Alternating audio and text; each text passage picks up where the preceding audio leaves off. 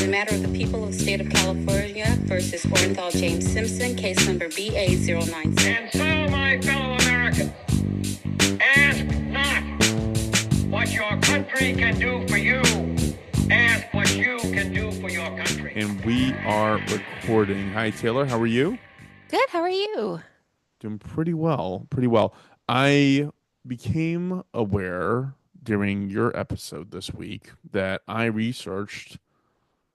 Well, I researched a great topic. I really actually enjoyed this one, but it wasn't what I told people I would do because I got distracted and forgot. And The world just awaits your. You'll get there. I know I just pointed the fans. Next week we'll get there. Fans will riot, but we'll figure it out. Figure it out. Do you want to go ahead and introduce us? Yeah. Hi, everyone. Welcome to Doomed to Fail. We bring you history's most notorious disasters, failures, interesting stories twice a week, every week. And I'm Taylor, joined by Fars, who is not telling a Women's History Month story. I am not, because of the aforementioned distraction. Instead, my story is going to actually start off a little different than how we usually do these things. I'm going to start off with a cultural reference that GQ, Cosmopolitan, and then a bunch of random British sites listed as the saddest TV show episode in history. Oh, the end of MASH. No. Do you watch Futurama, or have you? Oh, yes, with the dog. Okay. Yeah. So, I'm going to go into a brief little precursor here. So, on episode 4 of season 7 of Futurama, they have this episode that's called Jurassic Bark. And this is for the audience, now that I know that you know it. If you're unfamiliar with the background plotline of Futurama series, this is about this hapless guy named Fry, who's a pizza delivery boy in the year 2000. But then on New Year's Eve, he is delivering pizzas to some lab when he accidentally falls into a machine that freezes him, and he reawakens in the year 2999. And then he finds his elderly great grandson is living, and he starts working for him doing deliveries. That's the story. That's the general. The best. plotline I've watched of it. the whole thing like several times. Amazing. It's a great show. I would argue it's better than The Simpsons, but I think that think people so will write too. to us and throw No, I potatoes agree. at us. But go ahead and throw potatoes at us. I agree with you. So they get into all kinds of fun and interesting scenarios. And actually, you know what? I think it's the same guy who made The Simpsons did Futurama as well. It definitely is. Yeah, it's Matt Groening. Got it. So the episode Jurassic Park was kind of like a huge level up in terms of like how emotionally attached we were to these characters, I think. Oh my God, I know. So in this episode, Fry goes to a modern museum in the year 2999, and he finds that his dog from the year 2000, Seymour, has been fossilized and is now on display. He is able to obtain the fossilized remains. He has this protest outside where he won't stop dancing, if you remember. And given modern technology, it was possible to create a clone of Seymour and include his memories. Oh. Along the process, Fry's closest friend, this robot named Bender, becomes upset and jealous of Seymour and tries to destroy the remains before he can be cloned. In the process of destroying the remains, Bender, almost destroys himself, showing how much of love and affection he has towards his buddy, and realized that what he did was like painful to him, and so he went through all of this. But they get the remains back, and they decide they're going to continue on with the cloning of Seymour.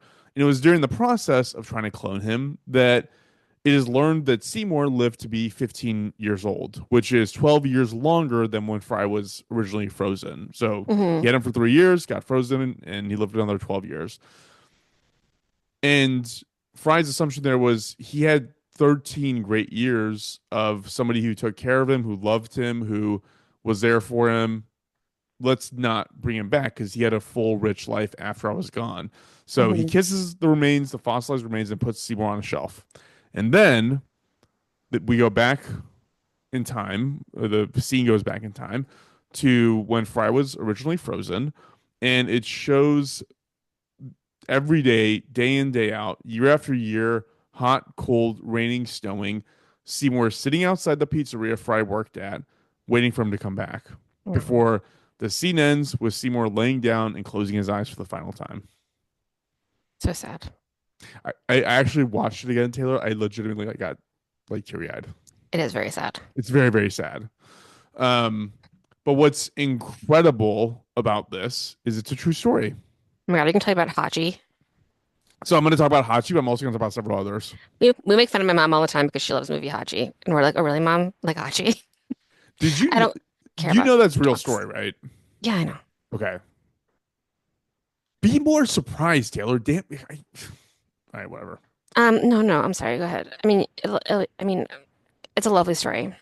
You tell me about it. I'm going to tell you about it. There's no Do it. choice because I have nothing else to record. No other research here. You're going to hear the one way or the other. I will watch more Futurama later today. I'm watching it again. I think I'm in the middle of like season 3 or something.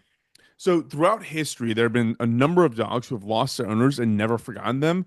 And as Taylor spoiled it, I'm going to be talking about this beautiful Akita named. It's actually Hachiko. The movie is. Right, Richard Gere's not in Japan. I'm going to talk about Richard Gere too. Stepping everywhere, all over, all at once. Okay. So Akitas are a Japanese breed protection dog, and they come in all kinds of different colors. I think that most people, when they think of Akitas, like if you picture like what an Eskimo dog is, that's Hmm. basically an Akita. And in I the picture case they're like of bright blue eyes. yeah, so that's I think you're thinking about a husky. You sure? I'm pretty sure you're thinking about a husky. Okay. Huskies and Akitas are different. Um, Hachiko was a white Akita, so he just looked like a snowball. He Oh, was born on November 10th, 1923 in Akita Prefecture, Japan, which I never knew existed, which is obviously where the dog's name comes from. cute. And we're going to jump timelines onto a parallel timeline. We also have a gentleman named Hidesabari Ino, who I will refer from here on out by his last name Ino because it is tremendously easier than his first name to pronounce. Yes. Ino was a professor of agricultural engineering at Imperial University, which is present-day Tokyo University. This story has multiple levels to it, and I'm going to connect the dots at the end. But it's also worth noting that Ino had a partner named Yako Sakano, but Hmm. they were never formally together. And as a result of what ended up happening, they never formally married and were, as a result, never buried together after their deaths. But I'm going to get to that in a second. I'm going to tie all the loose ends together, which I bet you didn't know in your Richard Gere movie, Taylor. I did not see Hachi. Whatever. To be clear, again, not to sound heartless. I'm a good person to talk about this with because like I'm not gonna see a movie about a dog. So for those that But don't know, Taylor like fundamentally hates dogs, I don't which hate them. is I a just like core don't want one. principle. And I don't, the hype is, it's just, they're not for me, which is fine. I like a lot of other things, but I don't know. I feel like there's a lot of people like this. And I just feel like we are sp told to hide in society and we don't have Which to. We can do say you, things sorry, do like, you feel persecuted in society because you don't yeah, like dogs? yeah, I feel persecuted because like, I don't think you should have a dog in the office. Okay, Like, I think we need to continue, or at least maybe consider ramping up the persecution. Then, I think, well, and we can't say it, but then we have to like sit around and have a deal with your fucking dog in the office. Like, yeah, something no, cute and adorable that just like likes you. ew, no, I don't want to, ew, ugh, not for me. God. And Again, right to I don't think I'm Taylor. alone. And I think that there's a lot of us, and I think that we're afraid to talk, and we're afraid to come out of the closet. I don't think there are a lot of you, and I think that I think that there are. I I think don't there are a lot of people, think and there who are like, so. I'm not really a dog fan. I don't want your dog in my office, but they're afraid to say it because you're not allowed to. All right, write to us at doomandfellpod@gmail.com if you're part of this resistance that Taylor's talking about. I You will think you not are. win, but you can still write in. Yeah, no, but I mean, I'm not alone. I know I'm not alone. I don't have Well, any. I don't wish any ill will towards dogs. I just like don't want one around me while I'm working. okay, we're gonna get back to the story. Okay. So back on to the main quest. In 1924, Eno acquired Hachiko as his pet and established a routine with him. Every day, Eno would go to the train station and travel the 6 miles or so to the university for work, and then every evening he would come back to the same train. And the routine was for Hachiko to meet him at the train station. It's cute. So this was a routine until May 21st, 2020. I wrote 2025. I think it was 1923. 1923. A while, several years. Yes, Yes. it's been a while. It's Okay. been over 100 years. No, That was not of the routine. Several years of routine. yes. Okay. Um, so that was a routine until May 21st, 1923, when Eno would unfortunately suffer a cerebral hemorrhage in the middle of a class lecture and die, which is Oh, it's terrible. also a death from the monkey, which we discussed earlier. No, you just spoiled that. You said I'm not going to spoil it, and then you spoil that. That's weird. So it's only kind of a spoil because when you see it happening, you're gonna be like, "What is going on?" Like nothing makes sense. It just feels like a horror movie thing, and then they tell you it was a cerebral hemorrhage. You're like, "Okay, I don't think that's how it happens." I don't. It I'm was not a way doctor, too. but I have to It was say, way too played up. But anyways, so Hachiko obviously would not know that his master died of a cerebral hemorrhage, and so he maintained the routine. oh, One day, one of Ino's students, a guy named Hirokichi, noticed Hachiko at the station and followed him to the gardener's house, who used to work for Ino, and who is the guy who was taking care of Hachiko. And this guy spoke to the gardener and learned what happened between Ino and Hachiko's daily routine. mhm. Sorry, Hirokachi, it's not my fault. Fine. developed his expertise in Akitas and will publish the definitive guide on the Akita breed. And as a result of his research, it was determined that Hachiko was only one of 30 pure breed Akitas in existence. Whoa. Yeah. So given Hachiko's rarity and Hirokichi's interest in the breed, he made a point to keep tabs on the dog. And that's when he noticed that this whole routine Hachiko had developed wasn't some like weird fluke thing. It was in every single day at the exact same time. He would head over to the train station. He would sit and wait for the exact right train that Ino was supposed to be on. Aw. And then when Ino wouldn't show up, he would just get up and walk home on his own. I think this is a plus one for Eno not taking his dog to work. Keep going. You're not going to win this. I refuse to let you win. In 1932, Hirokichi published an article highlighting Hachiko's loyalty, which made the dog a household name in Japan. His display of loyalty became a huge cultural touchstone where parents were teaching their kids about the dog, stories about him were being written, artwork was being created depicting him, and so were sculptures. Cute. On March 8th, 1935, at age 11, Hachiko, after 9 years, 9 months, and 15 days of arriving and leaving alone from that train station, was found dead on the street between the station and his home, having died of cancer and heartworms. Did he even go on the weekends? I don't know. That's a good question. Um, that's very sweet. What a good boy. He's a very, very good boy. Hmm. He was cremated and his ashes were buried next to his owner, Ino. And this is where I'm going to weave some stories together about Ino's partner, okay? Hmm. So, Yako from earlier, the partner, she would go on to actually live to age 76. She passed away in 1961. Wow, good for her. Like I said, due to cultural reasons, and I think like piousness and propriety or something, she was not buried with Ino Hmm. because they weren't together. They were married. The They're good. cultural relevance of Hachiko obviously meant there was all this interest in his owner. And so in 2013, professors at Tokyo University who were studying Ino and his life found indications that Yako, wait, did I mispronounce? Yeah, Yako, had wished to be buried with Ino, having never taken another partner or spouse in the 36 years after Ino's death. Oh, So, with consent from both living members of the families, her remains were transferred from their initial resting place to be buried with Ino and Hachiko. oh, that's great. Yeah. So his dog like brought this like these corpses together, which is like That's the lovely. sweetest thing a dog can do. Yeah. It's like fetching bones, but like in real life.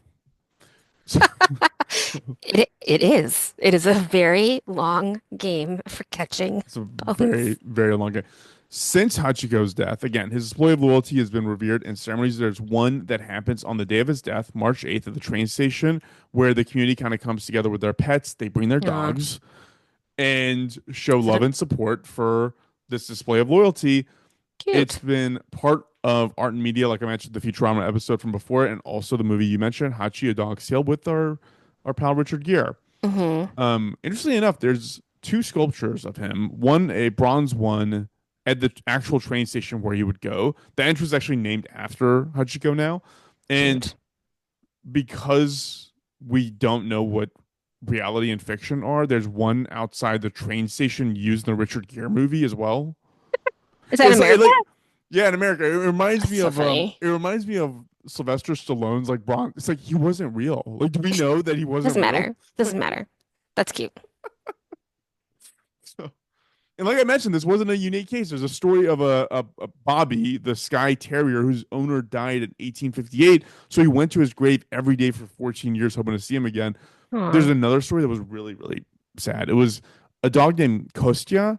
It was a Russian dog, and the dog itself was a German Shepherd who was riding in a car with his owner, which was a young girl, and her father. When they got into a really bad accident, they killed everyone but the dog. But then for the next 7 years, this thing would just like go to the site of the car crash. That's awful. Because you gotta imagine that it's probably going there because the smell is just blood and of his own. You know what I mean? Like it, Well, I feel like also like they don't understand. they don't understand. I know And then and that's the reason why it's sad. like they just are like, why wouldn't they come home? Yeah, And they don't yeah, give up, which is like the loyalty part and the sweet part that like, maybe after a while you'd be like, okay, well, this isn't happening, but they kept doing it, which is very sweet.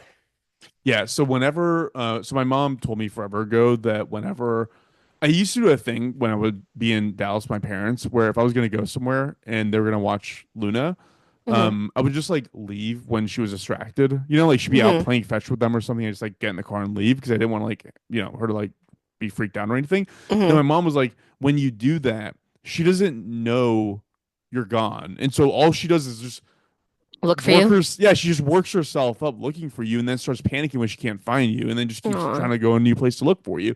And so from now on, every time I leave, I have to like say goodbye to her so she knows like this is I'm coming back. Like, but then what if I Hmm. die and then oh man, that'd be so Yeah, so and then terrible. that would definitely ruin her life. It'll ruin her life. Hmm. I'm definitely not gonna put her in your ward.